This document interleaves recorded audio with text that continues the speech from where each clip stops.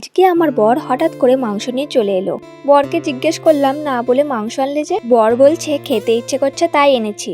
আর এনেছে যখন রান্না তো আমাকেই করতে হবে, তাই আর দেরি না করে ঝটপট রান্না শুরু করে দিলাম। তো প্রথমেই আমি পেঁয়াজটাকে ভালোভাবে কুচি করে নেব। তারপর একে একে রসুন, আদা, আলু, টমেটো সবগুলো ভালোভাবে কুচি করে নেব। আর হ্যাঁ, কয়েকটা আলু দিয়ে দিচ্ছি, কারণ আমার মনে হয় আলু ছাড়া মাংস একদমই ভালো লাগে না। তোমাদের কি মতামত সেটা কমেন্ট করে অবশ্যই জানাবে। তো দেখতে দেখতে আমার সব কিছু কাটা কমপ্লিট হয়ে গেছে, আর এখানে কয়েকটা মশলার প্যাকেট খোলা ছিল, তার জন্য আমি ভাবলাম এগুলো ঢুকিয়ে দেই। তো তারপর চলে গেছিলাম মেন রান্নায়। তো আমি প্রথমে আদা জিরেটা ভালোভাবে বেটে নিয়েছি। তারপর কড়াইয়ে মাংস দিয়ে তার মধ্যে সব উপকরণগুলো একে একে দিয়ে দেব। যেহেতু আমি এটা মেখে তুলে দেবো, তার জন্য কিন্তু আমি কড়াইয়ের মধ্যেই মেখে নিচ্ছি। আর এর মধ্যে আমি দিয়েছি লবণ, হলুদ, লঙ্কা গুঁড়ো, জিরে গুঁড়ো, ধনা গুঁড়ো, আদা জিরে বাটা, চিকেন মশলা আর সর্ষের তেল। এইবার সবগুলোকে একসঙ্গে ভালোভাবে মেখে নিতে হবে।